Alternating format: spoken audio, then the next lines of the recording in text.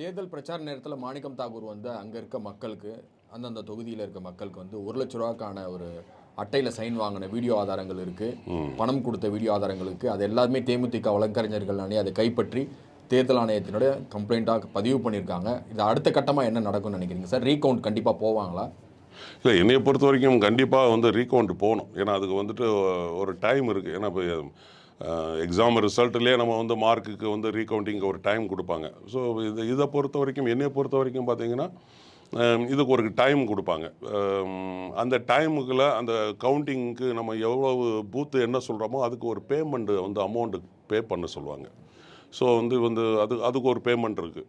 இப்போ நம்ம வந்து கம்ப்ளீட்டாக ஃப்ரம் த மேலேருந்து கீழே வரைக்கும் அப்படின்னா லேக்ஸ் கணக்கில் அதுக்கு வந்து பேமெண்ட்டு கட்ட வேண்டியிருக்கும். பட் இப்போ வந்து இவங்க நம்மளுடைய தேமுதிக அது அவங்களுக்கு எந்த சுத்தில் டவுட் இருக்குது அப்படிங்கிறத பொறுத்து அவங்க வந்து எப்படி பண்ணுறாங்க, அது பேமெண்ட்டுக்கு ஒரு டேட் கொடுப்பாங்க. அந்த டேட்டில் வந்து அவங்க வந்து பணம் கட்டுவாங்க. எனக்கு தெரிஞ்சு அந்த டேட் வந்து நேற்றோட முடிஞ்சிச்சுன்னு நான் நினைக்கிறேன். அநேகமாக வந்து அந்த டேட்டுக்கு அவங்க நம்ம கட்சியில் வந்து நிச்சயமாக டவுட்டான இருக்கிற அந்த இதை வந்து அவங்க நிச்சயமாக வந்து பணம் கட்டியிருப்பாங்க. திரு மாணிக்கம் தாகூர் அவர்கள் வந்து அவரே போய் வந்து அது லட்சுமி திட்டம் அப்படின்னு சொல்லி அவர் வந்து லேடிஸுக்கு வந்து ₹1,00,000 அப்படிங்கிறது வந்து வருஷத்துக்கு கொடுக்குற மாதிரி வந்து சொல்லி, ஏன்னா நானே பிரச்சாரத்துக்கு போகும்போது ஒரு இடத்துல அவங்க கட்சிக்காரங்க உட்காந்து அந்த ஃபார்மை ஃபில்லப் பண்ணிட்டு இருந்தாங்க. நானே நேரடியாக பார்த்தேன். ஏன் இந்த மாதிரி ஒரு பொய்யை சொல்லணும் மக்கள்கிட்ட? இல்லை சார், அப்படி ஆதாரம் இருக்கும்போது தேர்தல் ஆணையம் ஏன் அப்போதே அவர் மேல் நடவடிக்கை எடுக்கலை?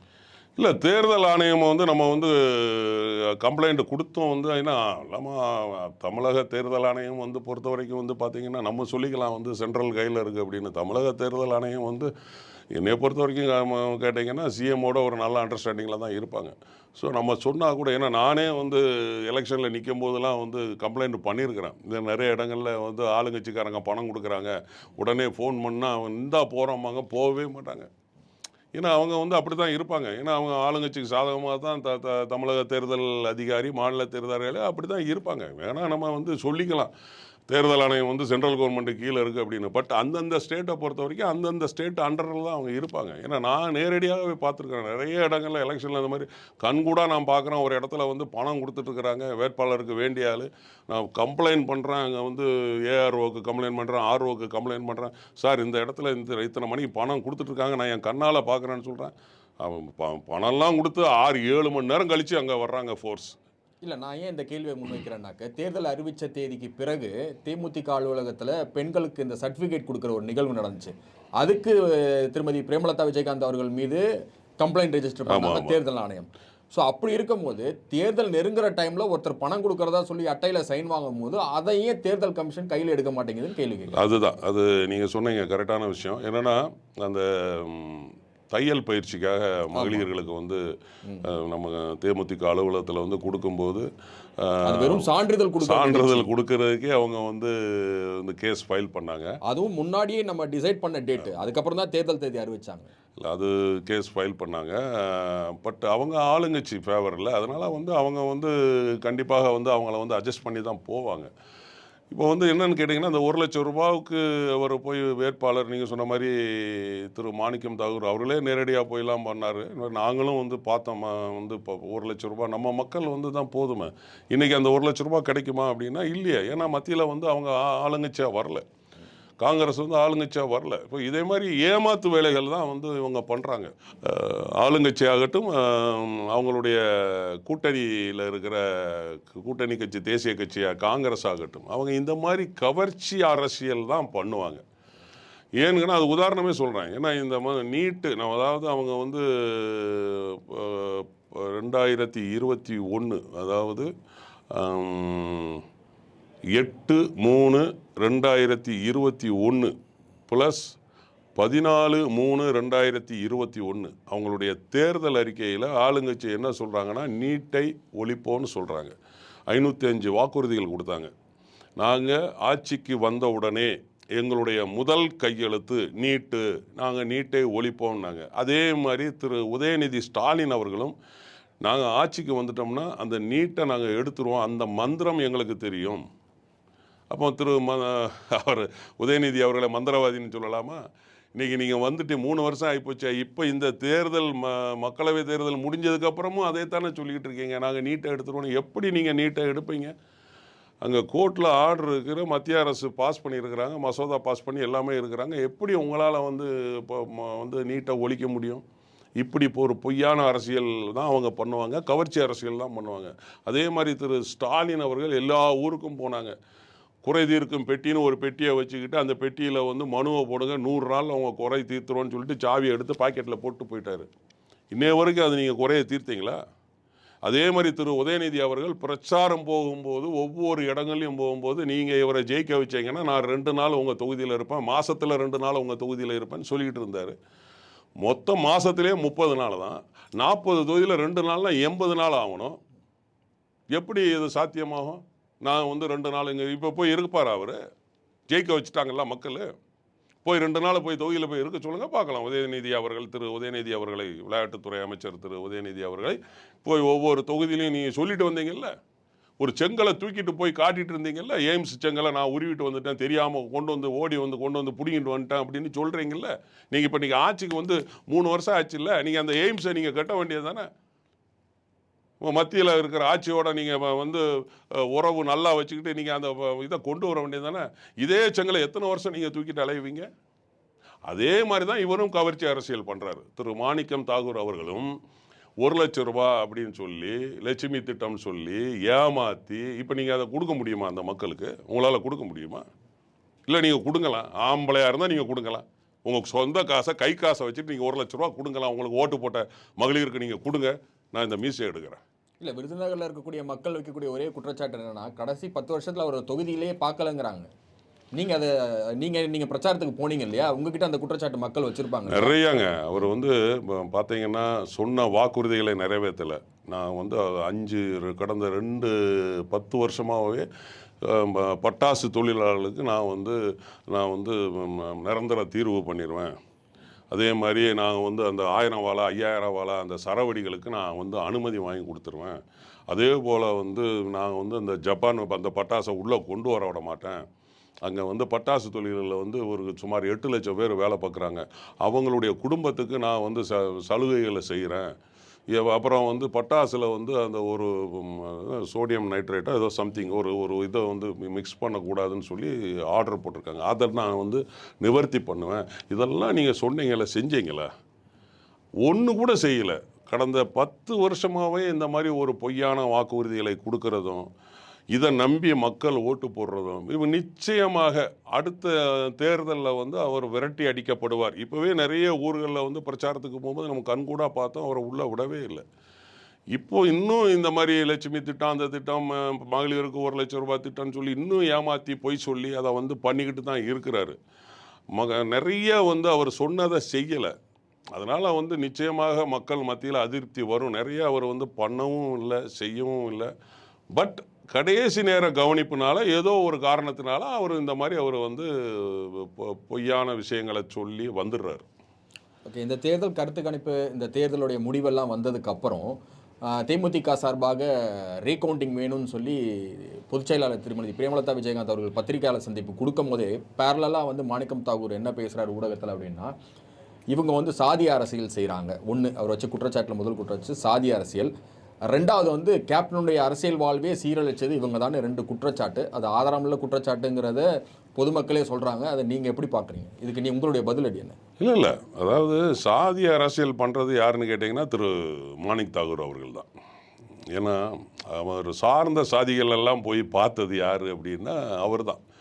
போய் எல்லா இடங்கள்லையும் அவர் சார்ந்த ஆளுங்களை பார்த்தது, அவங்க சார்ந்த ஆளுங்களை கவனித்தது எல்லாமே வந்து அவர் தான். நம்ம வந்துட்டு பார்த்துக்கிட்டு தான் இருக்கிறோம். அவர் கடந்த 3 தேர்தல்லையுமே அதை தான் பார்க்குறாரு. ஏன்னா அந்த தொகுதியில் அவர் சார்ந்த அந்த சாதியை வந்து நிறைய இருக்கிறதுனால அவரும் போய் பார்க்க தான் செஞ்சார். அதில் வந்து அவர் வந்து நம்மளை வந்து குறை சொல்கிறாரு சாதி அரசியல் அப்படின்னு.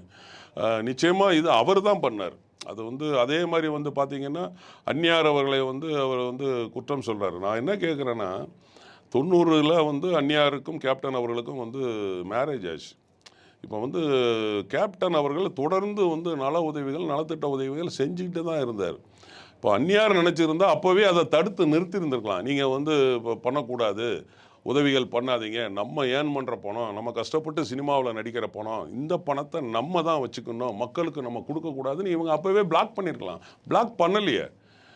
இந்த மாதிரி தான் நான் சொல்கிறேன், அதுதான் நான் சொல்கிறேன். அவங்க வந்து பொய்யான விஷயங்களை வந்து பரப்புகிறாங்க. இது வந்து மக்கள்கிட்ட வந்து இவங்க பேரை வந்து கெடுக்கணும். அது முதல்ல நீங்கள் அந்த கொஸ்டின் கேட்டீங்க. ஏன்னா நிறைய ஊடகங்கள் அதை வந்து இந்த மாதிரி விஷயங்களை பரப்பிக்கிட்டு இருக்கிறாங்க. அது சில அரசியல்வாதிகளுடைய கைங்கரியம். அவங்க வந்து பரப்ப வைக்கிறாங்க.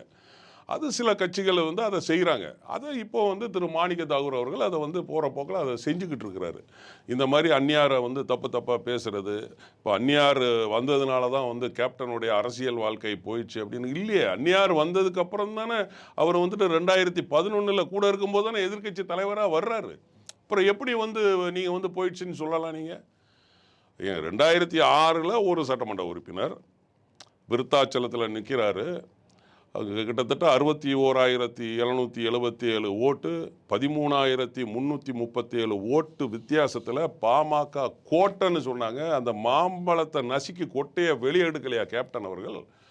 அதே போல் வந்துட்டு பார்த்தீங்கன்னா 2011 41 தொகுதியில் நின்று 29 தொகுதியில் ஜெயிச்சுட்டு எதிர்க்கட்சி தலைவர் ஆனார். அன்னைக்கு அந்நியார் கூட இருந்தாங்களே. அப்போ எப்படி அவன் வந்து எதிர்க்கட்சி தலைவராக வந்து அந்நியார் கூட இருக்கும்போது தான் அவர் எதிர்க்கட்சி தலைவராக ஆகிறாரு. அப்புறம் எப்படி இவர் வந்து குற்றம் சாட்டலாம்? இவங்க வந்ததுனால தான் அவர் வந்து அரசியல் வாழ்க்கை போயிடுச்சின்னு சொல்லிட்டு அவர் வந்து குற்றம் சாட்டிட்டு போகிறாரு. வாய் இருக்குன்னா என்ன வேணாலும் பேசலாம்னு பேசக்கூடாது. திரு மாணிக்கம் தாகூர் அவர்களே, நீங்கள் நியாயத்தை பேசுங்க, நியாயமாக செயல்படுங்க. நான் இன்னைக்கு இந்த மீடியா மூலமாக சொல்கிறேன், ஆண்டவன் ஒருத்தர் இருந்தார்னா, கேப்டனுடைய ஆன்மான்னு ஒன்று இருந்துன்னா, நிச்சயமாக தப்பு செஞ்ச நீங்கள் உங்களுக்கு அது தண்டிக்கும். இந்த மீடியா மூலமாக நான் சொல்கிறேன். உங்களுக்கும் கேப்டன் அவருக்குமான உறவு பார்த்தீங்கன்னா 30 வருடங்களுக்கு மேலானது. தேமுதிகவுக்கும் உங்களுக்குமான உறவுமே ரொம்ப நீண்ட பயணம் தான். அப்படி இருக்கும்போது விஜய் பிரபாகரன் அவர்கள் கேப்டன் மறைவுக்கு பிறகு முதல் முறையாக விருதுநகரில் களமிறங்கும் போது அவருடைய பிரச்சாரத்தை நீங்கள் எப்படி பார்த்தீங்க? அவர் அங்கே கொடுத்த காம்படிஷனை எப்படி பார்த்தீங்க? ஒரு டஃப் காம்படிஷன்னே சொல்லலாம். தமிழ்நாட்டில் அதிகமாக உற்று நோக்க வேண்டிய ஒரு மாவட்டமாக விருதுநகர் இருந்துச்சு. அது நீங்கள் எப்படி பார்க்குறீங்க? இல்லை, ஆக்சுவலி வந்து பார்த்தீங்கன்னா நான் வந்து கிட்டத்தட்ட ஒரு 32 வருஷமாக தலைவர் கேப்டனோட பயணம் பண்ணியிருக்கிறேன். அதாவது சினிமாவிலையும் நான் பயணம் பண்ணியிருக்கிறேன், அரசியல்லையும் நான் அவர் கூட பயணம் பண்ணியிருக்கிறேன். எப்படி வந்து அரசியலில் வந்து கேப்டன் வந்து பிரச்சாரமாகட்டும், பொதுவெளியாகட்டும், இல்லை எதுவாக இருந்தாலும் சரி, மக்கள்கிட்ட வந்து ஈஸியாக போய் அடாப்ட் ஆயிடுவார். ஸோ வந்து தம்பி விஜய பிரபாகரனும் அதே மாதிரி தான். மக்கள்கிட்ட வந்து ரொம்ப ஈஸியாக வந்து அடாப்ட் ஆனார். அங்கே போய் வந்து அதாவது அரசியல் வாதிகள் அப்படின்னா அவங்க வந்து ஒரு ரேஞ்சில் இருப்பாங்க. அவங்க வந்து பேசுகிறதே வேறு மாதிரி அரசியல்வாதி பேச்சாக இருக்கும். பட் வந்து கேப்டன் அப்படி இருக்க மாட்டார். ஏன்னா அரசியல்வாதியாக இல்லாமல் ஒரு ஒரு சாதாரண ஒரு ஒரு லேமன் மாதிரி தான் அவங்க கூட வந்து மூவ் பண்ணுவார். அந்த ஃபார்மெட்டு தான் தம்பி விஜய பிரபாகரன் கையில் எடுத்தார். ஏன்னா எல்லார்கிட்டையும் போய் சகஜமாக பழகிறது, சகஜமாக பேசுகிறது. அவர் வந்து எல்லார்கிட்டையுமே வந்து ஒரு ஒரு ஒரு வீட்டு பிள்ளை மாதிரி தான் வந்து ஒரு குடும்பத்தில் அவங்களோட ஒரு பிள்ளை மாதிரி தான் வந்து அவர் மூவ் பண்ணார். கிட்டத்தட்ட வந்து பார்த்திங்கன்னா எனக்கு தெரிஞ்சு அந்த தொகுதியிலே வந்து எந்த ஒரு வேட்பாளரும் அவ்வளவு எஃபர்ட் போட்டிருக்க மாட்டாங்க. அவ்வளவு எஃபர்ட் போட்டார், அவ்வளவு பிரச்சாரம் பண்ணார்.